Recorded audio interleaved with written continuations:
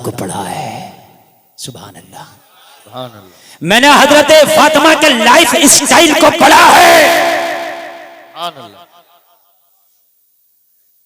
हम जब बात इज्जत की आती है तो जान की बाजियां लगा देते हैं, लेकिन इज्जतों के सौदे नहीं करते हैं।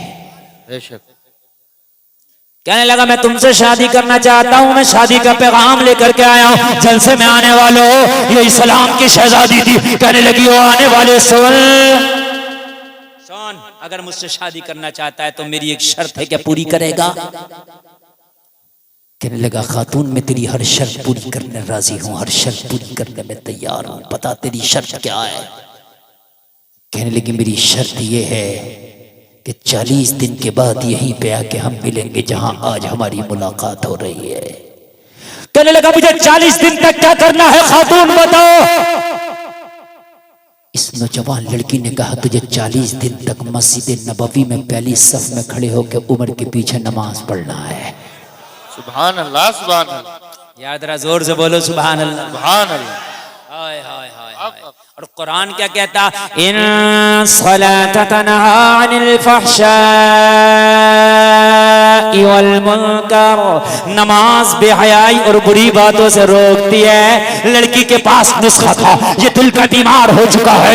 लड़की को पता था अगर उमर के पीछे 40 दिन बाजमात नमाज पढ़ लिया तो दिल की खुराफात, दिल की गंदगी साफ हो जाएगी। कहने लगा मुझे तेरी ये शर्त मंजूर है, लेकिन 40 दिन के बाद ना तो ना करोगी। कहने लगी नहीं, मैं वादा करती हूँ तो 40 दिन के बाद अगर तूने शादी की बात की तो मैं मंजूर कर लूंगी।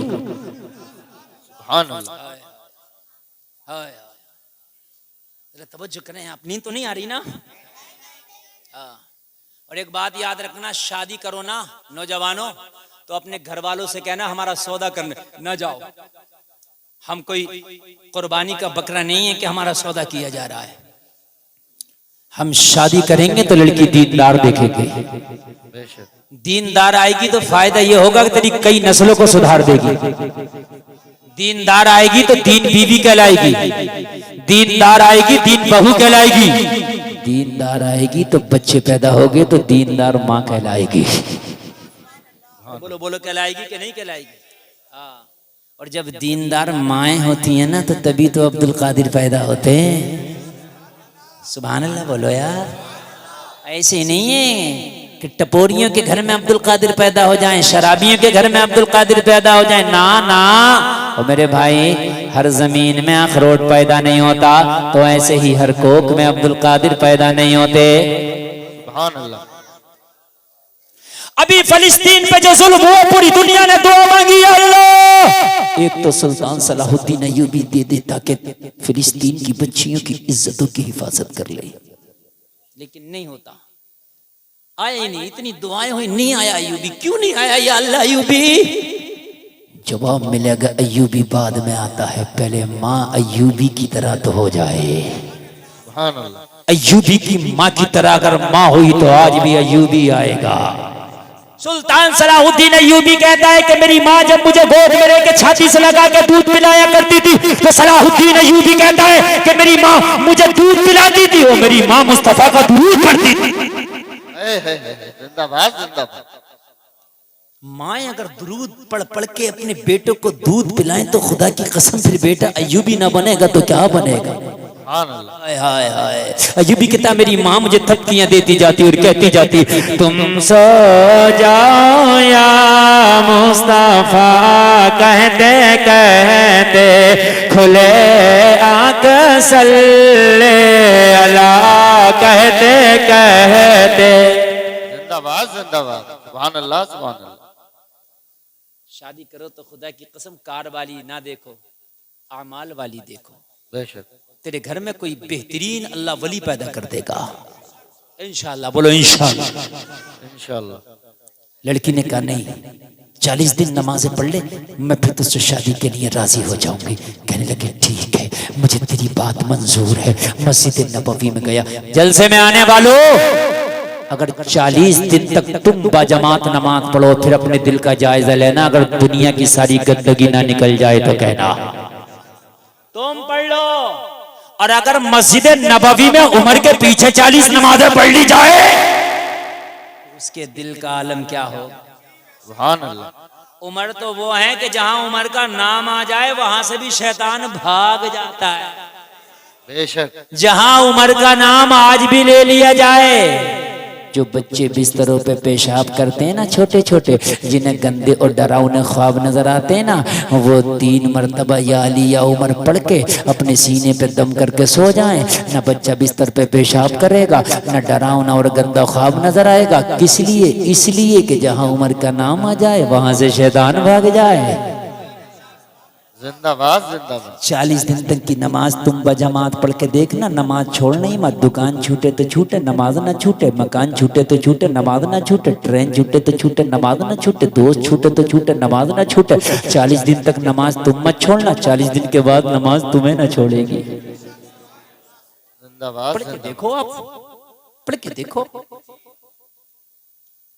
लड़की को पता था कि 40 दिन की नमाज पढ़वा दी तो दिल जो गंदगी में आलूदगी, दिल में आलूदगी है ना गंदगी की, वो साफ हो जाएगी। कहने लगा मुझे मंजूर है, नमाज पढ़ने के लिए चला गया। हजरत उमर के पीछे 40 दिन की नमाज पढ़ा। लोगों जरा गौर करो, पहला हफ्ता पढ़ा तो कुछ और हो गया, दूसरा हफ्ता पढ़ा कुछ और, तीसरा और चौथा हफ्ता पढ़ा तो लोगों मुकम्मल तरीके से दिल का जंग साफ हो गया। और जैसे ही उसका 2-1.5 हफ्ता और गुजरा और लोगों मुकम्मल दिल साफ हो गया, साफ हो गया। उसी जगह पर आया जहाँ 40 दिन पहले मुलाकात हुआ था। जलसे में आने वालों जरा सीने पे हाथ रख के सुनना। लड़की भी उसी जगह पर आई, कहने लगी तुझे अपना वादा याद है? अब बता, तूने 40 दिन पहले शादी की डिमांड की थी, अब क्या डिमांड करता है? कहने लगा अब बात ही ना कर, अब बात ही ना कर, अब बात ही ना कर। लड़की ने कहने लगी मैं नहीं, मैं वही हूँ जो 40 दिन पहले आई थी। पहले तो बड़ी ख्वाहिश रखता था शादी की, अब मना क्यों करता है? पहले तो तेरी निगाह मेरे ऊपर पड़ती थी, अब तेरी निगाह झुक गई है, वजह क्या है? कहने लगा सुन, एक ही दिल था, वो किसी को दे दिया। लड़की ने कहा किसे दे के आया है? कहने लगा ये दिल मदीने वाले मोहम्मद को दे के आया। नारे तकबीर, हाय सुभान, नारे रिसालत, जश्न गौसुल वरा, मसलके आला हजरत उलमाए अहले सुन्नत हजरत अल्लामा मुफ्ती गुलफाम नदा कादरी। नारे तकबीर। अच्छा आप सुन रहे हैं, माशाल्लाह, अल्लाह आपको सलामत रखे। लाजवाब आप सुन रहे हैं, बहुत अच्छा सुन रहे हैं। और मेरे भाई रंग चढ़ा के बैठ, अगर दिल में तेरा रंग चढ़ा हुआ होगा, जिधर से निकलेगा अपने रंग में रंगता चला जाएगा। जिंदाबाद जिंदाबाद। सुभान अल्लाह सुभान अल्लाह। 4 दिन शराबियों में बैठे शराब पीने लगे, 4 दिन गुटके वालों में बैठे गुटखा खाने लगे। सुन, तेरा अब्दुल कादिर बचपन के आलम में डाकुओं में फंस गया, बचपन का आलम हमला कर दिया, पूरे काफिले पे लूट लिया। मेरे गौस को भी लूटा। क्या कुछ है कहां? सदरी में 40 अशरफियां हैं, दे डाली। जैसे ही अशरफियत दी, डाकुओं का सरदार कहा और बच्चे तू ना भी देता तो हम तुझसे जबरदस्ती नहीं करते, हमारा ये अंदाजा ही नहीं कि तुझ पे इतना माल होगा, क्यों दिया? मेरे गौस ने कहा अशरफिया दे के कादरी रंग में रंगने आया हूं। सुभान अल्लाह।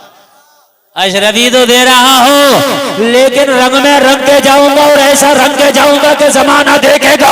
वो जलसे में आने वालों तारीख गवाह है, डाकुओं का सरदार भी कलमा पढ़ता जा रहा है और 40 डाकू भी कलमा पढ़ता जा रहा और तौबा करता जा रहा और ऐलान करता जा रहा।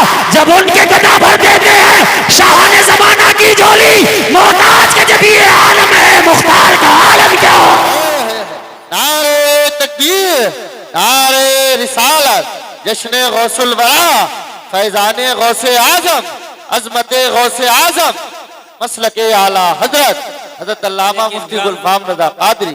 लेकिन जलसे में आने वालों रंग बहुत मजबूत करना पड़ेगा। ऐसा रंग रख कर, ऐसे रंग में रंग, ऐसे रंग में रंग, ऐसे रंग में रंग। बेनमाजी के पास जाए नमाजी बना दे, झूठे के पास जाए सच्चा बना दे, शराबी के पास जाए छुड़वा दे, जुआरी के पास जाए छुड़वा दे, हासिद के पास जाए हसद छुड़वा दे। ऐसे रंग में रंग, अगर जहन्नमी के पास जाए उसे जन्नती बना दे। सुभान अल्लाह सुभान अल्लाह। ये तो रंग ही नहीं है, कोई दिल में है ही नहीं कुछ। दिल के कुछ कोने में बॉलीवुड बैठा, कहीं हॉलीवुड बैठा, कुछ में क्रिकेटर बैठे हैं, बस। अफसोस होता है यार। ए मेरे भाई, एक प्रोग्राम आता केबीसी, उसमें एक पढ़ा लिखा बंदा गया जिसका नाम था मोहम्मद आरिफ, इंजीनियर है। उससे सिर्फ ये पूछ ले, ये बताओ हजरत मूसा नबी है कि नहीं। कहने लगा मैं नहीं बता पाऊंगा, सवाल हटा दो। यार मेरी कौम को पढ़े लिखे लोगों को इतना पता नहीं कि हजरत मूसा नबी है कि नहीं है।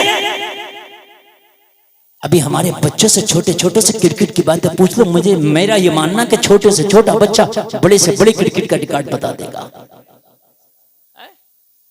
हम कहते हैं हालात खराब है। हालात इतने खराब नहीं है, खुदा की कसम। हालात कितने भी खराब हों, अगर अल्लाह चाहे तो नमरूद को एक मच्छर से सबक सिखा दे। सुभान अल्लाह। तुम कहते हो हालात बड़े गर्म है, हालात बड़े गर्म है। अल्लाह वो है जो गर्मी को ठंडी में बदल दे। बेशक है, अभी गर्मी लग रही है, अभी तेज बारिश हो, पश्चिमी हवाएं आए, चादर की जरूरत पड़ जाएगी यहीं बैठे बैठे। मेरी बात गलत तो नहीं है? इतने बड़े वातावरण को जो मिनटों सेकंडों में ठंडा कर दे, तो ये जो दो चार गर्मी दिखा रहे हैं, अल्लाह इन्हें ठंडा नहीं कर सकता? हाँ। और की अबरहा ने गर्मी दिखाई, अबाबीलों के लश्कर से कहा जरा ठंडा तो कर। नमरूद ने गर्मी दिखाई, मच्छर से कहा जरा ठंडा तो कर। फिरौन ने गर्मी दिखाई, मूसा से कहा ठंडा तो कर। जरा जोर से बोलो यार। हाँ, बस ये बात कहते थे मौलाना हालात खराब है। यार ये बात कह के छूट जाओगे कयामत में? हालात खराब है, मालूम है आपको? जरा सुने मैं तारीख। नौजवानों थोड़ी देर रुक जाओ यार, अजीब मसला। तुम जलसा देखने आए हो कि सुनना है? क्यों भाग रहे हो यार? तो आए क्यों थे? इतनी काम की बात मैं बता रहा हूँ यार, उसके बाद में भी आवाजाही शुरू थी, मुझे अजीब लगता है। मालूम है आपको हालात खराब की आप बात करते हैं? फिरौन ने तो खुदाई का दावा कर रखा था, लोगों की नाक में दम कर रखा था। जो खुदा मानता उसे छोड़ता, जिसने खुदा नहीं माना उसे जान से मरवा देता। ये था फिरौन का हाल। कितने हालात खराब होंगे। कहा मुझे खुदा मानो, अना रब्बुकुमुल आला, मैं हूं खुदा। लेकिन लोगों, जलसे में आने वालों, जलसे में आने वालों, जब उल्टी गिनती शुरू हुई तो इसके सिताराबाज जो नजूमी था, जो इसकी फाल खोलता था, उसने कहा फिरौन तेरे उल्टे दिन शुरू हो गए। कहा कैसे? कहा एक बच्चा तेरी रियासत में पैदा होने वाला है, नाम मूसा होगा, तेरा तख्ता पलट कर देगा। अच्छा, मैं मेरा मुकाबला करेगा वो भी बच्चा? हाँ। फिरौन ने हुक्म दिया अपने सिपाहियों को, जितने भी बच्चे हैं मेरी रियासत में सबको मार दो। मार दिया गया, सब बच्चों को कत्ल कर दिया गया। कितने हालात खराब होंगे। जलसे में आने वालों बताओ हालात खराब होंगे कि नहीं होंगे? एक बच्चा न बच सका। अपने फाल खोलने वाले सितारेबाज से बोला बता अब मेरे सितारे क्या करें? कहने लगा तेरे सितारे अब भी गर्दिश में है, गिनती उल्टी शुरू हो गई। कहने लगा क्यों? बच्चे से खतरा था, मरवा दिए। सितारेबाज ने कहा जिससे खतरा है वो मरा ही नहीं है।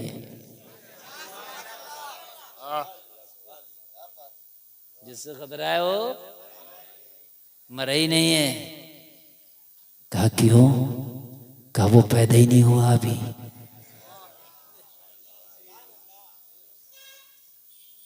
तूने जितने मरवाए हैं उनसे खतरा नहीं था, और जिससे खतरा है वो आया नहीं। तो फिरौन ने कहा मेरी बात को, मेरे हाथ को रोकने वाला कौन है? कहाँ? कहने लगा पेट में अभी माँ के। तो कहने लगा माँ की पेटों में बच्चों को मरवा दूंगा। सिपाहियों को हुक्म दिया देखो मेरी रियासत में कितनी औरतें हमल से है, कितनी औरतें प्रेग्नेंट है, कितनी औरतें उम्मीद से है, उनके हमल गिरा दिए जाए, उनके हमल को खत्म कर दिया जाए। और लोगों हालात कितने खराब होंगे, माँ के पेट में बच्चों को मारा गया। लेकिन जिसे अल्लाह रखे उसे कौन चखे? हजरत मूसा दुनिया में आने वाले, हजरत मूसा की माँ के लिए हुक्म हुआ, और मूसा की माँ तेरा बेटा मूसा आने वाला है, और फिरौन बच्चों का दुश्मन है। इससे पहले कि मूसा के सर पे मौत मौत बन के मंडराए उसके सिपाही, तू अपने बच्चे की पैदाइश शहर में नहीं बल्कि शहर से बाहर जंगलों में निकल जा, वही मूसा की पैदाइश होगी, वही मूसा की इबादत होगी। हजरत मूसा की माँ जंगलों में निकली, जंगलों में निकली। बोलो कहीं हजरत मूसा की पैदाइश ना कोई नर्स है, ना हॉस्पिटल, ना डॉक्टर, लेकिन जब अल्लाह चाहे तो क्या हो। मूसा आ गए, अब मूसा आए, नबी हैं। नबी तो पैदा होते ही नबी होता है। माँ का बच्चा काला हो, भेंगा हो, कैसा हो, माँ के लिए तो खुदा की कसम चांद का टुकड़ा होता है। फिर ये तो नबी है, कितना खूबसूरत होगा। कहने लगी मौला मेरा मूसा लाजवाब है, चांद का टुकड़ा, लेकिन क्या करो, शहर में लेके जाओ, फिरौन का सिपाही ना छोड़ेगा, जंगल में छोड़ के जाओ तो कोई दरिंदा ना छोड़ेगा। ओ मौला मैं क्या करूं? हुक्म हुआ, ओ मेरी बंदी मूसा हमारी अमानत है, हमारे हवाले कर, और फिर हमारी कुदरत का करिश्मा दे। सुभान अल्लाह, सुभान अल्लाह। हमारी कुदरत का करिश्मा दे। बहुत बड़ी बात है कह के जा रहा हूँ, और इतनी बड़ी बात है कह के जा रहा हूँ कि ईमान इतना मजबूत हो जाएगा, इतना मजबूत हो जाएगा कि जब मुसब्बिबुल असबाब मेरा रब है यार, तो फिर टेंशन लेने की जरूरत क्या है। सुभान अल्लाह। अल्लाह तो वो बनाएगा। तेरे पास कुर्सी नहीं, मैं मानता हूँ, लेकिन आयतल कुर्सी तो है तेरे पास। अरे बोलो यार, है जहाँ कुर्सी काम ना है वहाँ आयतल कुर्सी काम आती है। सुभान अल्लाह। हजरत मूसा की माँ को हुक्म हुआ, छोड़ दो हमारे रहमो करम पर और देख हमारी कुदरत का करिश्मा। हजरत मूसा की माँ ने एक टोकरी ली, टोकरी में घास फूस रखा, अपने बेटे मूसा को लिटाया और दरियाई नील की मौजों के हवाले कर दिया। मौला तेरी अमानत तेरे हवाले, तू जाने तेरा मूसा जाने।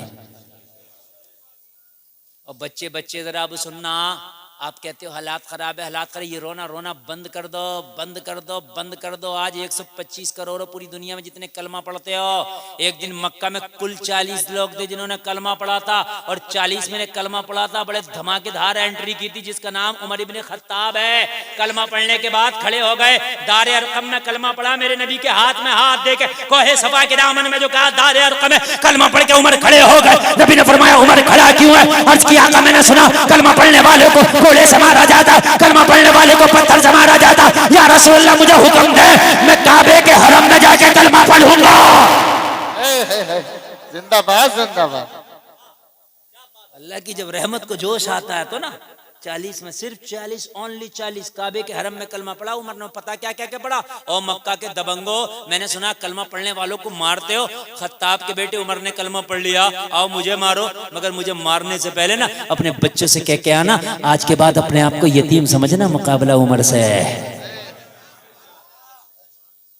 फिर ये भी हालात देखे खुदा की कसम कि रूम और ईरान के अंपायर खुदा की कसम हजरत उमर के नीचे जेर हो गए, सामने जेर हो गए। हमने ये भी देखा कि बैतुल मक़दिस की चाबियां हजरत उमर को ऐसे ही थमा दी गई। बेशक हमने फिर वो दिन भी पढ़े तारीख में। हजरत मूसा की मां ने मूसा को दरियाई नील के हवाले कर दिया। मौला तू जाने तेरा मूसा जाने। नील बहता रहा, मूसा बहता रहा, नील बहता रहा, मूसा बहता रहा। उसी दरियाए नील से छोटी सी नहर कट के फिरौन के महल में जाती थी। कहां जाती थी? कहां जाती थी? अल्लाह का हुक्म हुआ, फरिश्ते मेरे मूसा की टोकरी इस नहर में डाल दीजिए, फिरौन के महल में जा रही है। हाय हाय हाय मौला, फिरौन तो मूसा के खून का प्यासा है और मूसा को वही भेजता है।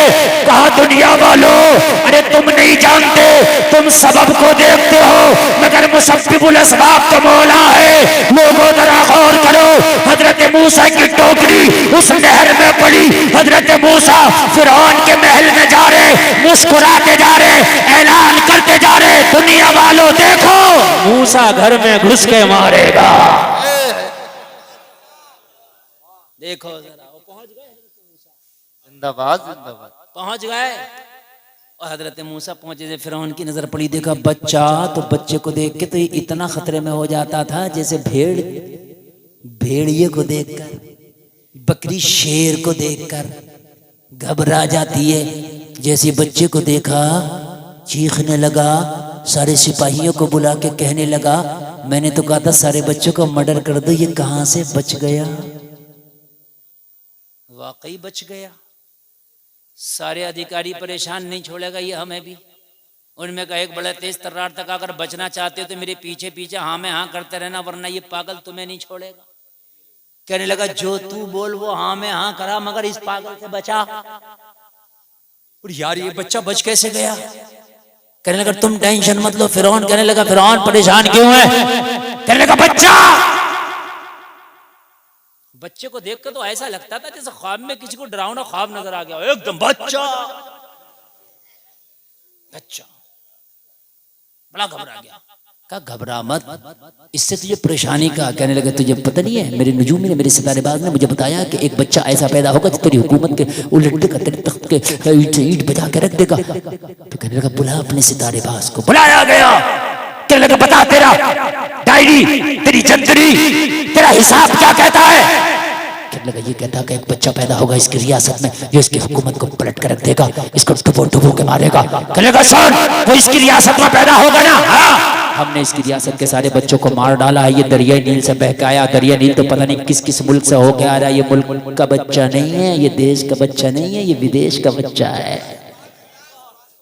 क्या गया जब इतनी बात फिरौन के समझ में आई तो कहने लगा इससे तो खतरा नहीं, का देसी से खतरा था, परदेसी से कहां खतरा है?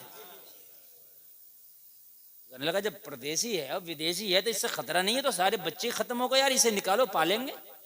हाय ये अल्लाह है, पलवाएगा भी इससे। ये है अल्लाह, ये है मुसब्बिबुल असबाब। बेशक। फिर उन्होंने निकाला, हकीमों को बुलाओ, चेकअप कराओ, बच्चे को कुछ हो गया तो खैर नहीं है, सब परेशान, अजीब बच्चा है, अब कुछ होना नहीं चाहिए। सबने कहा नॉर्मल। तो कहने लगा अब दूध का इंतजाम करो, दाया को बुला के लाओ। दाया को बुलाया, एक को बुलाया, दो को बुलाया, तीन को बुलाया, पांच को बुलाया, छह को बुलाया। हजरत मूसा ने किसी के दूध को मुंह न लगाया। एक पे एक दाया आती रही, एक पे एक दाया आती रही, एक पे एक दाया आती रही। हजरत मूसा किसी के पिस्तान को मुंह नहीं लगाते, किसी के नहीं। फिरौन ने कहा और लाओ और लाओ और लाओ, मुझे बच्चा चाहिए, बिल्कुल सही चाहिए। दाया पे दाया, दाया पे दाया, किसी के पिस्तान को मुंह नहीं लगाया। मूसा पीते क्यों नहीं? कहा पिएंगे, अगर रब पिलाने पे आ गया तो किसी गैर का क्यों पिए, फिर अपनी माँ का ना पिएंगे। जब वो पिलाने पे ही आ गया, जब वो पिलाने पे ही आ गया तो फिर किसी गैर का क्यों पिएंगे? जब वो आ ही गया पिलाने पे तो कैसे पिएगा मूसा? तो वो मेरा खुदा जाने कैसे पिलाएगा। सुभान अल्लाह। हाय हाय हाय, हालात कितने खराब थे, हालात कितने खराब थे। ये तो मेरा मौला जाने कैसे पिलाएगा, कैसे पिलाएगा, कैसे पिलाएगा, कैसे पिलाएगा। और पीना भी माँ का था, इसलिए कि जब हजरत मूसा को इसके जादूगर ललकारेंगे कल मैदान में, जब अजदहे बनाएंगे कल मैदान में, और जब अजदहों का सामना हजरत मूसा को करना पड़ेगा तो कहीं ये ना कह दे मूसा अगर माँ का दूध पिया है तो निकाल। इसलिए मूसा को मुकाबला करना है, माँ का दूध पीना है। जिंदाबाद जिंदाबाद। किसी का ही नहीं पिया। फिरौन परेशान। हजरत मूसा की माँ की सहेली या उनकी बहन उसी महल में थी। कहने लगी फिरौन अगर तू कहे तो एक औरत है मेरी नजर में जो बड़ी साफ सुथरी रहती है, तू कहे तो उसे बुला लाऊं, शायद उसका दूध पी ले। कहने लगा पूछ कह रही है, लेके आ, तनख्वाह जितनी मांगेगी दे दूंगा। हजरत मूसा की सगी माँ के पास पैगाम पहुंच गया। चलो फिरौन के महल में एक ऐसा बच्चा आया है वो किसी का दूध ही नहीं पीता। सोचने लगी मेरा मूसा तो ना पी सका, हो सकता है इस छाती का दूध किसी और के बच्चे के काम आ जाए, उसकी जिंदगी बच जाए। चलो चलते हैं। मगर क्या पता था कि किस्मत सबर के बैठी है। जैसे ही फिरौन के महल में कदम रखा और बच्चे पे माँ की नजर पड़ी तो खुदा की कसम दिल मुस्कुराने लगा और मुस्कुरा के कहने लगी वाह मेरे मौला तेरी कुदरत के करिश्मे। अरे बन के फानूस जिसकी हिफाजत हवा करे वो शमा के बुझे जिसे रोशन खुदा करे। नारे तकबीर, नारे रिसालत, मसलके आला हजरत उलमाए अहले सुन्नत हजरत अल्लामा मुफ्ती गुलफाम रजा कादरी जिंदाबाद। तो जिंदाबाद। सुभान अल्लाह है। अपने आप को संवारो, जिंदाबाद अपनी इस्लाह जिंदाबाद। करो जलसे में आने वालों। और अभी सांस का डोरा टूटा नहीं है। जिस दिन सांस का डोरा टूट गया ना कोई सिखाने वाला मिलेगा ना तुझे कोई बताने वाला मिलेगा। जब तक तेरी सांस का डोरा जारी है, जब तक सीखने के लिए तेरे पास ऑफर है, सीख लो। मरने के बाद तुझे कोई नहीं सिखाएगा। तेरा अजीज भी तुझे मनो मिट्टी के नीचे दफन करके कह देगा वो मिन्हा नुखरिजुकुम तारतन उखरा। हाय हाय, सब अपने हो बेगाने हो, सब बेवफाई कर जाएंगे। अगर कुछ काम आएगा तो जलसे में आने वालों यही आमाल काम आएंगे जो दुनिया में तुमने किए होंगे। सुभान अल्लाह, सुभान अल्लाह। यही आमाल काम आएंगे जो दुनिया में तुम करके चले गए होगे। और मेरे भाई अपने इश्क रसूल में ऐसे रंग जाओ, ऐसे रंग जाओ, अपना जाहिर भी सही कर लो, अपना बातिन भी सही कर लो। लोगों कान खोल करके सुनो, अगर जाहिर और बातिन सही हो गया तो हालात मौला के ऊपर छोड़ देना, हालात वो खुद सही कर देगा। सुभान अल्लाह, सुभान अल्लाह। हमें तो जाहिर और बातिन सही करना है, रही हालात की बात तो हालात मेरा मौला खुद सही, जोर से बोलो, खुद सही कर देगा। और ऐसी में एक दो मिसालें नहीं, मैं 50 मिसालें आपको देकर बता करके जा सकता हूं कि हालात जिस दिन अपने सुधर जाते हैं तो फिर गैब से मदद होती है। लेकिन मेरे भाई इस्लाह करना पड़ेगी। जो लुकमा खा रहे हो देखना पड़ेगा हराम का तो नहीं है, बेशक ये देखना पड़ेगा। अगर नमाज याद भी कर लो, लुकमे हराम के खाओ, फिर हज पे हज करो तो ना नमाज कबूल ना हज कबूल। लुकमे भी देखो हलाल के हैं कि नहीं। 11वीं शरीफ की देगे तो आप 15-15 बनवा लो, लेकिन ज़कात नहीं निकालते। मेरे भाई इसकी एक देग भी कबूल नहीं होगी, इसलिए कि ज़कात पहले निकाल, बाद में 11वीं की देग बना, उसके बाद कबूल होगी। बेशक। बात समझ रहे कि नहीं समझ रहे? हराम के लुकमों से बचो। हमारे यहाँ तो ऐसा होता है कि ट्राली जा रही है, बच्चों ने गन्ने खींचे, घर लेके गया तो माँ भी कह रही है बेटे मुझे भी दे दे, बहन कह रही है मुझे भी दे दे। काश मेरी बहन तूने ये पूछा होता, ये मेरे भाई हमारे तो गन्ने का खेत है नहीं, तू लाया कहाँ से है, तू लाया कहाँ से? काश अगर तुमने ये पूछा होता तो कल तेरे बच्चे उपास न बने होते, बल्कि मस्जिद के नमाजी नजर आते, बेशक नजर आते। हम तो जानते नहीं तकवा है किस चिड़िया का नाम, हम तो जानते ही नहीं। लोगों कान खोल करके सुनो, जिस दिन तुम्हारे अंदर इल्म दीन हासिल हो गया ना, जिस दिन तुम्हें, तो खुदा की कसम खा के कहता हूं अगर सोना भी हराम का होगा ना तो तुम ठोकर मार दोगे, क्योंकि तुम जानोगे कि हराम क्या है और हलाल क्या है। इमाम मालिक शरीयत के इतने बड़े इमाम है कि जो शरीयत के 4 इमाम है उनमें एक इमाम मालिक का नाम भी आता है। हजरत इमाम मालिक की बारगाह में खातून आके बैठ गई, कहने लगी हुजूर मुझे एक मसला मालूम करना। बीबी बोलो क्या मसला? कहने लगी हुजूर मसला ऐसा है कि सिर्फ मैं चाहती हूँ कि आप सुने कोई और ना सुने। इमाम मालिक ने फरमाया बीबी थोड़ी देर के लिए कोना में बैठ जाओ, मैं दूसरे लोगों के मसाइल को निपटा दूं, उसके बाद आना तुम्हारे मसले का हल कर दूंगा। लोगों थोड़ी देर के बाद सारे लोग चले गए, बीबी आई, बीच में चादर का फासला, आके कहने लगी हुजूर मेरा एक छोटा सा मसला। बताओ बीबी तुम्हारा मसला क्या है? लोगों जरा गौर करो यार, ये भी किसी कलमा पढ़ने वाली की बेटी थी। इमाम मालिक की बारगाह में अर्ज करती है हुजूर मैं बड़ी गरीब खातून। तो कहने लगी गुर्बत का मसला लाई हो? कहने लगी हुजूर गुर्बत का नहीं लाई हूं मैं। फिर कौन सा मसला लाई हो? कहने लगी हुजूर मैं इतनी गरीब हूं कि मैं एक चरखा चला करके सूत काट करके अपने घर का चूल्हा जलाती हूं। फरमाया तो फिर इसमें क्या मसला है? कहने लगी हुजूर मामला ये है मेरे घर में चिराग तक नहीं कि रात को चिराग जला के अपना सूत काट लूं। रात होती है तो छत पे अपना चरखा ले जाती हूँ और वहीं चांद की चांदनी पड़ती है तो उसी की रोशनी में अपना चरखा चलाती हूँ। फिर इसमें क्या मसला? कहने लगी हुजूर मसला ये है कि कभी कभी मेरी गली से जिस रास्ते पे मेरा मकान है ना, उस रास्ते से बादशाहों के जुलूस निकलते हैं। अल्लाह क्या निकलते हैं? बादशाहों के जुलूस निकलते हैं और उन जुलूसों में ना फानूस होते हैं, मशले होती हैं, बड़ी रोशनी होती है। उनकी रोशनी जो होती है वो मेरी छत तक आ जाती है और जब मेरी छत पे बादशाहों के जुलूस की रोशनी आती है तो उस रोशनी की वजह से मेरी सूत की काटने की जो स्पीड है वो तेज हो जाती है। अगर रोजाना 2 किलो काटती हूं तो आज 4 किलो कट जाता है।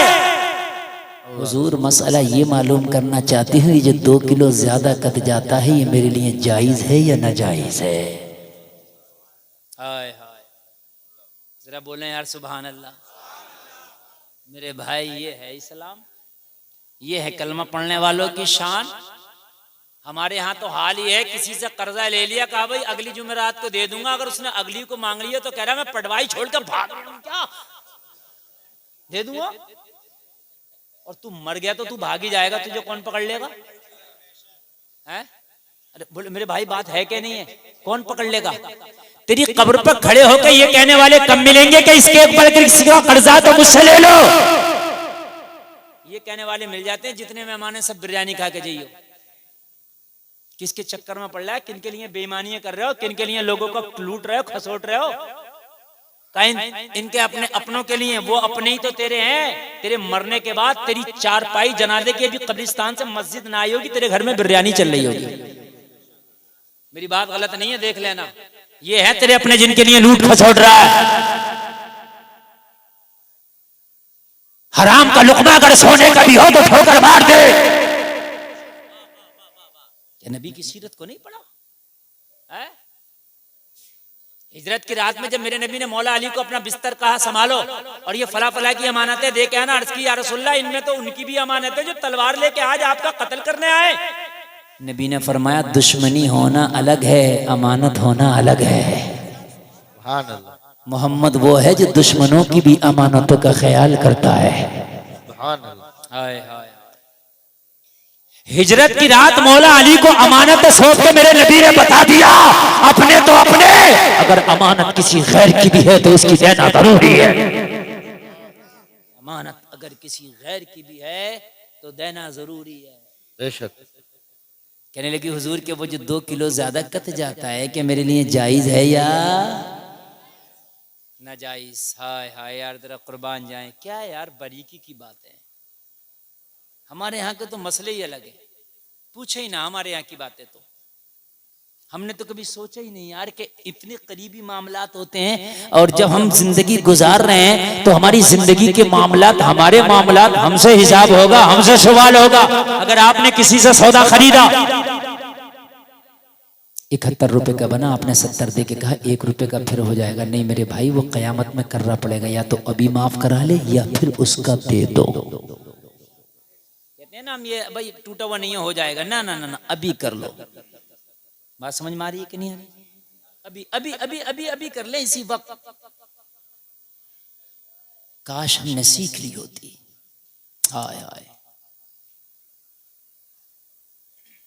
हजरत औरंगजेब का आपने नाम सुना है? हिंदुस्तान का बहुत बड़ा बादशाह। इनके एक उस्ताद हुआ करते थे, मुल्ला अहमद जीवन। उस्ताद भी लाजवाब है, सुभान अल्लाह सुभान अल्लाह। मैं आपको बता रहा हूँ जरा लुक़मा हलाल। इन्होंने उस्ताद की ना दावत करी खत के जरिए, फोन तो थे नहीं, खत पहुंचा। ये अमेठी के रहने वाले, खत पहुंचा तो पता है इन्होंने क्या जवाब दिया खत का? सुनोगे तो मचल जाओगे।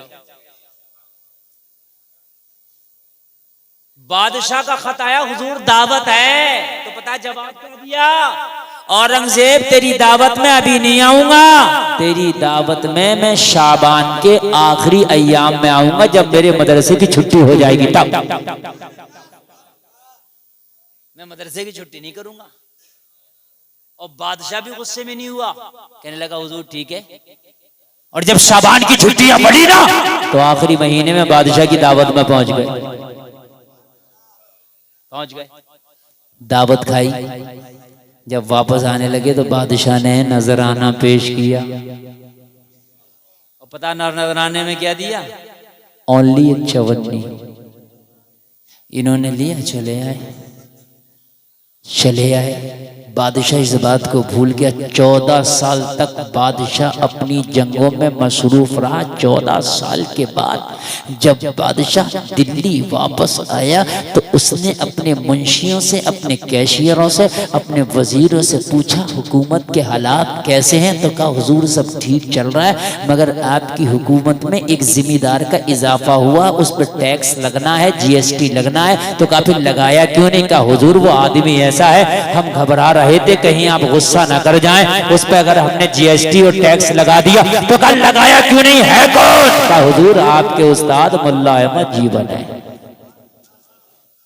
वो मुल्ला अहमद जीवन जिसके घर में खाने को नहीं होता, आज वो इतने अमीर हो गए, इतने अमीर हो गए कि टैक्स के जिम्मे में आ गए।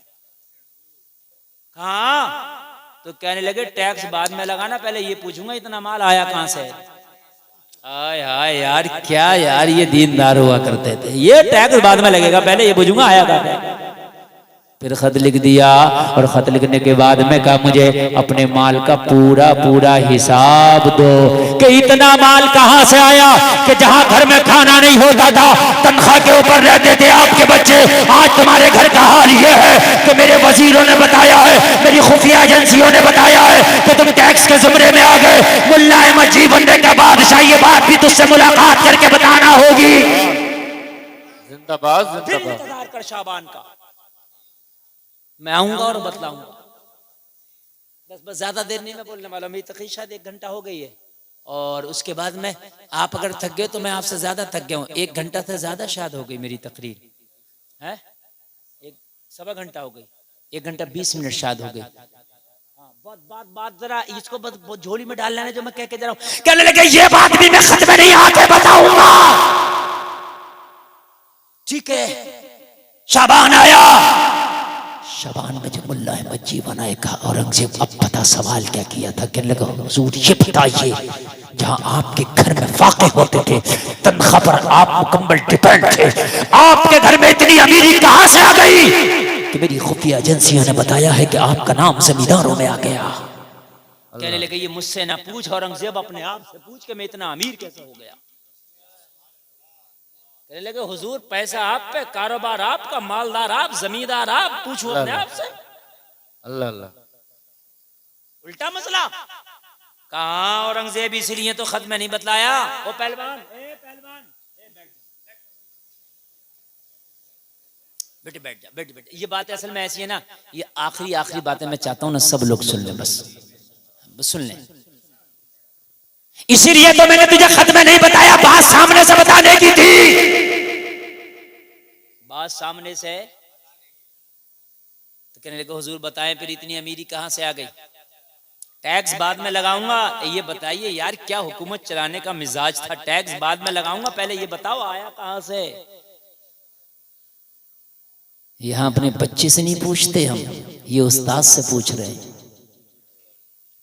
उस्ताद से पूछ रहे हैं। हाय हाय हाय, उस्ताद से पूछा जा रहा है आया कहां से। कहने लगे औरंगजेब अपने आप से पूछ कि मैं इतना अमीर हो कैसे गया।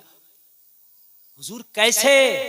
कहने लगे औरंगजेब वाकई मेरे घर में गुर्बत का ये आलम था कि तनख्वाह पे डिपेंड करते थे, अगर तनख्वाह लेट हो जाए तो घर में फाके होते थे। लेकिन औरंगजेब जिस दिन से तूने नजराने में वो चवन्नी थी ना मुझे, वो इतनी बाबरकत चवन्नी थी कि उस दिन से मेरे घर में बारे के न्यारे हो गए। जिंदाबाद जिंदाबाद। ये बता कि वो चवन्नी आई कहां से थी। सुभान बता अल्लाह। वो इतनी बाबरकत चवन्नी लाया कहां से था जो आज तक तनख्वाहों के पैसों में वो मेरे घर में बरकतें ना सकी। तेरी चवन्नी लेके क्या गया? से चंद बीज खरीद लिए कपास के। कपास जानते हो, ये रुई, और खरीद के मैंने जब खेत में लगाए ना तो इतनी अच्छी फसल हुई, इतनी अच्छी फसल हुई, और फिर लगाए, और जब फिर लगाए 2-4 साल ना घूमे थे कि मैंने खेत ही खरीद डाले। सुभान अल्लाह बोलो यार। हाय हाय, देने वाला तो अल्लाह है। वो चाहे तो कतरे को समंदर कर दे, वो चाहे तो समंदर को कतरा कर दे। हमने देखा कि जिन्होंने शादियों में भीख मांग मांग के कार मांगी थी, आज कारें बिक गई, टेम्पो में लटक लटक के सफर कर रहे हैं। मेरी बात गलत तो नहीं है भाइयों? टेम्पो तो टेम्पो टुक टुक में लटका फिर रहा है। हाँ, कहाँ गई भैया तेरी बुलेरो? मौलाना बिक गई तो मांगी क्यों थी? बेटे मांगने तो बुलेरो वाला नहीं होगा, अल्लाह के देने से बुलेरो वाला होगा। जिंदाबाद। मैंने देखा जिसने सादा निकाह कर लिए, रसूल की सुन्नत को निकाहों के सामने रखा, मैंने देखा अल्लाह उन्हें जहाजों में घुमा रहा। भाई अल्लाह के देने से है।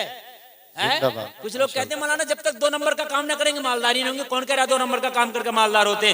तू अगर तेरी किस्मत में अल्लाह ने अमीरी नहीं लिखी है 2 तो 2, तू 6 नंबर का काम कर ले, 10 का कर ले, 15-20 नंबर का कर ले, मालदार नहीं हो सकता। मालदार जब होगा जब तेरा मौला चाहेगा। बेशक। अरे हमने देखा पूरी जवानी यार गरीब रहा, बुढ़ापे में अल्लाह ने अमीरी दे दी। जबकि बुढ़ापे में तो कमजोर हो जाता, दिमाग भी कमजोर, अकल भी कमजोर, जिस्म भी कमजोर, आंख भी कमजोर, मगर अल्लाह ने बुढ़ापे में दे दी इसलिए कि जितना किस्मत में लिखा मिलकर रहेगा। बेशक। हाँ, पता लोग क्या करते हैं, किसी को किराए पे दुकान दी, उसने दुकान रखी, उसकी चलने लगी, तो मालिक साहब ने पता क्या कहा, दुकान खाली करो। सोचा यार इसने तो चप्पल का शोरूम खोला, मजा ही आ गया, खूब चल रहा, मैं रखूंगा। अब खुद बैठे हुए मक्खी मार रहे हैं, और तेरी दुकान का कमाल नहीं, उसके नसीबे का कमाल था। तेरी दुकान का कमाल नहीं है, उसके नसीबे का कमाल है। वो अगर जंगलों में भी रख लेगा ना तो दुकान उतनी चलेगी। बेशक। यार सुभान अल्लाह। सुभान अल्लाह। लोग मौलाना नहीं बना रहे हैं डर के मारे, 5,000 में बेटा करेगा क्या? लोग हाफिज नहीं बना रहे, मेरा बेटा करेगा क्या? मैंने डॉक्टरों को भी मक्खी मारते देखा है, मैंने इंजीनियरों को भी मक्खी मारते देखा है, मैंने मौलवियों को भी मजे मारते देखा है। जिंदाबाद जिंदाबाद। नारे तकबीर, नारे रिसालत, नारे गौसियत। मेरी बात गलत तो मसलके नहीं आला है? हजरत। मेरे भाई बताइए। जी। बोलो। अल्लाह लिखता है, जिसके नसीबे में लिख दिया। देखो ये आने लगे तोहफे, इनका मतलब है कि तकरीर खत्म करना है। आपको अच्छा लग रहा है कि नहीं? मजा आ रहा है? नींद तो नहीं आ रही है? बात पूरी कर दूं, ये खत्म पूरी कर दें? अल्लाह सलामत रखे। अच्छा एक बात बताऊं, अब मुझे पता चला कि जितने पेड़ पे अमियां आती हैं सबका आम नहीं बनता। जी। कुछ पहली हवा में गिर जाती हैं, उनकी कोई औकात नहीं होती है। जो पेड़ के दामन को मजबूती से थामे रहती हैं उन्हीं का आम बनता है, और बाजार में जाके उन्हीं का दाम बनता है। सुभान अल्लाह। है ना? कुछ अमिये थी वो पहली हवा में चली गई, अब जो बैठे हैं मुकम्मल आम बन के बैठे हैं। अब जरा सुने, हम जरा सुने यार।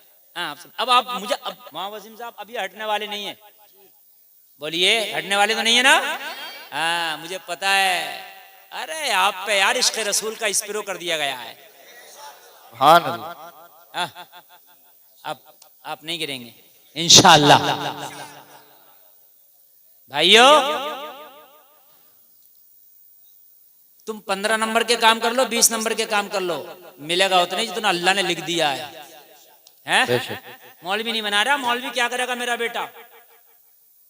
मौलवी को जितना मजे आ जाते हैं ना, इतने मजे भाई साहब तेरे MBBS को भी नहीं आएंगे। अरे अल्लाह,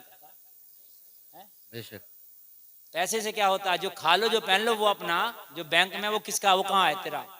मर गया तो वहीं रह जाएगा कि नहीं रह जाएगा? है तो वैसे ही तसब्बुर कर लो, SBI में जितना भी पैसा सब मेरा, तसब्बुर ही तो करना है। अरे यार तुम्हारा 10 करोड़ पड़ा हुआ बैंक में, क्या फायदा दे रहा तुम्हें? पढ़ाई तो है, जो खा लिया और जो पहन लिया वही अपना। नहीं बात समझ रहे हैं यार? जो खा लिया जो पहन लिया वही अपना है, जो रह गया वो हमारा कहाँ है? भाई मौलवी बता किससे कम खा रहा और किससे कम पहनना है? एक एक मौलवी जितने मुर्गे खा लेता है, पूरा डॉक्टरों का स्टाफ पूरा हॉस्पिटल का नहीं खा पाता। मेरे भाई गलत नहीं है, ये अल्लाह खिलाता है यार। हाँ हकीकत बात है, देसी हो या परदेसी हो अल्हम्दुलिल्लाह, समझ रहे हैं आप? अल्लाह खिलाता है। अरे बोलो, अल्लाह खिलाता है।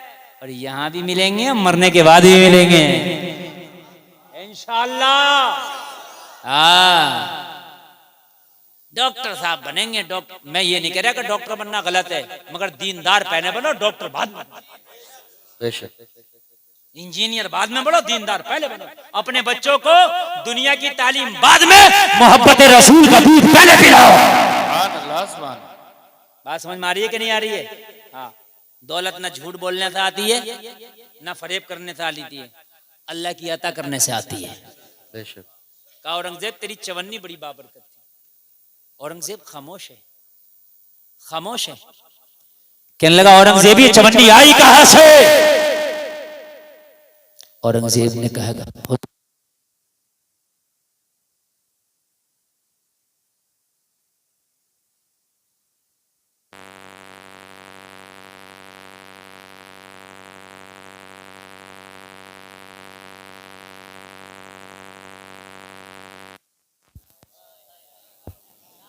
अल्लाह अल्लाह एक चवन्नी का नहीं निकला। अल्लाह। यार कैसे हिसाब वाले थे, हाय हाय, चवन्नी चवन्नी का हिसाब दे रहे हैं। यहाँ तो को पूरा का पूरा ही खत्म है। रोड डलवाया, इधर से पड़ रहा, पीछे से रोड टूटता चला आ रहा, इसलिए कि उसमें लगी इतना रहा। बात है कि नहीं? लगी इतना रहा, बात है कि नहीं चाचा से? कहने लगे वो चवन्नी का हिसाब हुजूर मेरे भी समझ में नहीं आ रहा। कौन बोला? जो उनका कैशियर था। हुजूर ये चवन्नी मुझे भी नहीं पता कहाँ गई। औरंगजेब ने कहा फिर हिसाब लगा, चवन्नी का हिसाब चाहिए। होल्ड पर रख दिया हजरत मुल्ला अहमद जीवन को। हुजूर बाद में बताऊंगा, पहले इससे क्लियर कर लूं, पहले इससे क्लियर कर लूं हुजूर, बाद में बताऊंगा, पहले इससे क्लियर कर लूं। बादशाह को वजीरी तो बताएगा, बता। इसने फिर सारे रजिस्टर खोंदे पदोले, खोंदे पदोले, खोंदे पदोले, बार बार बार बार। कहने लगा हुजूर बिल्कुल एक्यूरेट तो नहीं बता सकता, लेकिन कुछ कुछ चवन्नी की पकड़ आ गई। कुछ कुछ पकड़ में आई है चवन्नी, मगर मुकम्मल तो मैं नहीं बता सकता। अब चाहे मुझे सूली पे लटका दो। तो औरंगजेब ने कहा जितनी पकड़ में आई है उतनी बतला दे। अभी तक तो हिसाब ही नहीं था ना चवन्नी का, अब पकड़ में आई है तो जितनी आई है उतनी बतला दे। सुनना चाहोगे? सुनना चाहोगे? कहने लगा हुजूर एक रात की बात है, मैं अपने घर में अपनी बीवी के साथ सो रहा था। कैशियर बोला तेज की बारिश आई। जब तेज की बारिश आई तो जितनी बारिश बाहर हो रही थी उतनी मेरे घर में हो रही थी। कच्ची ठट्टी टपक रही थी, कैशियर की छत टपक रही है। अगर आज कोई जरा सा विधायक बन जाए तो 7 नस्लों की चमके कोठी। हमें सिखाओगे हुकूमत करना? कैशियर की छत टपक रही है, कैशियर की।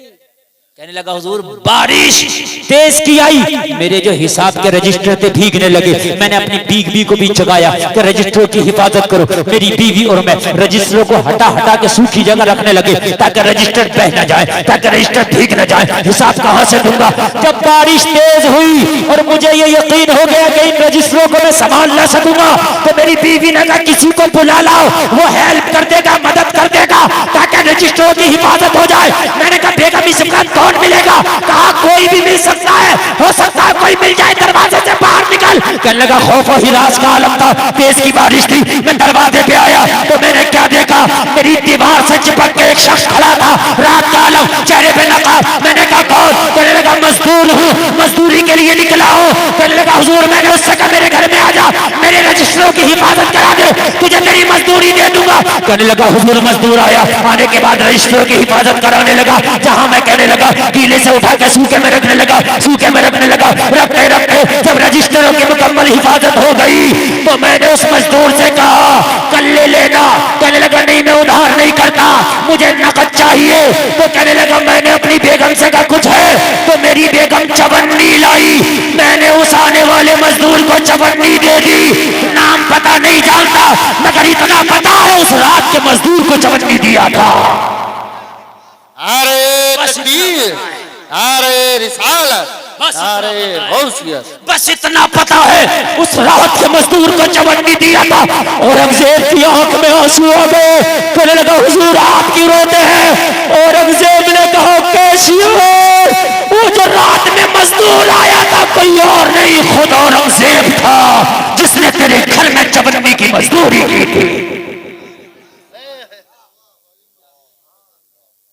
मैं कभी कॉपियां बनाता हूँ, कभी कुरान की किताबत करता हूँ और कभी रातों को मजदूरियां करता हूँ। ये मेरा राज था जो आज तक फाश नहीं हुआ था, तूने कर दिया, उसी से मेरे घर का खर्चा चलता है।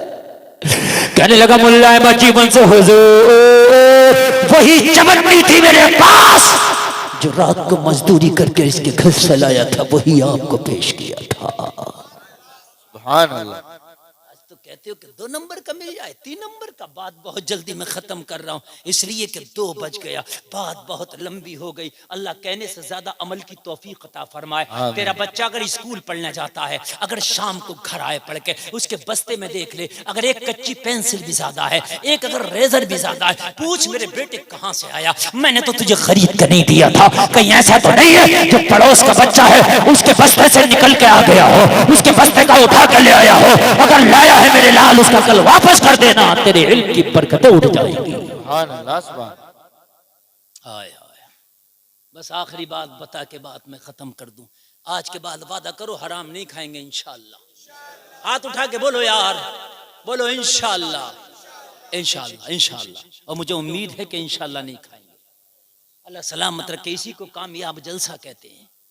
आपने सुना भी है और अल्लाह इस पर अमल की तौफीक भी अता फरमाए। आमीन। जिस दिन तुमने हराम से बच के हलाल की तरफ रुख कर दिया, अल्लाह तेरी नस्ल में कोई वली पैदा करेगा। सुभान अल्लाह। खातून कहने लगी हुजूर वो जो सूद ज्यादा कट जाता है वो जायज क्या नाजायज? इजाजत है बता दूं? ये बात पूरी बोले हैं, जायज के नाजायज? इमाम मालिक ने फरमाया, खातून ऐसा लगता है जैसे हसन बसरी की तू बहन हो। कहने लगी हुजूर मैं तो आपकी बारगाह में पहली बार आया हूं, आपको कैसे पता मेरे बारे में? इमाम मालिक ने फरमाया, ये तकवा अगर हो सकता है तो हसन बसरी की बहन ही का हो सकता है। सुभान अल्लाह। हाय हाय हाय। नजर क्या बदली, नजारा बदल गया। ऐसे रंग में रंग जाओ, तेरे रंग को देख के जमाना कहते मोहम्मद का गुलाम जा रहा है। सुभान अल्लाह। ऐसे रंग में रंग जाओ, है ऐसे रंग में रंग जाओ। इमाम मालिक ने फरमाया, अगर हसन बसरी तेरा भाई है तो सबके लिए वो जायज है, तेरे लिए नाजायज है। कहने लगी हुजूर क्यों? फरमाया, तू तकवे के उस मयार पर फाइज है कि तेरे तकवा इस चीज की भी इजाजत नहीं देता। आय हाय हाय कि मोहम्मद से वफा तूने तो हम तेरे हैं, ये जहाँ चीज़ है क्या लोहो कलम तेरे है। खुदी को करबल में इतना घर तकदीर से पहले खुदा बंदे से खुद पूछे, बता तेरी रजा क्या है? अगर आज भी हो इब्राहिम सा ईमा पैदा, आ कर सकती है अंदाजे गुलिस्तां पैदा। इस्लाम जिंदाबाद, कौम मुस्लिम पाइंदाबाद। कहने सुनने में कोई खता हुई हो मैं तौबा करता हूँ, मेरा मौला माफ फरमाए। कलमा शरीफ पढ़े सारे लोग झूम के, ला इलाहा इल्लल्लाह मुहम्मदुर रसूलुल्लाह व मा अलैना इल्लल बलाग।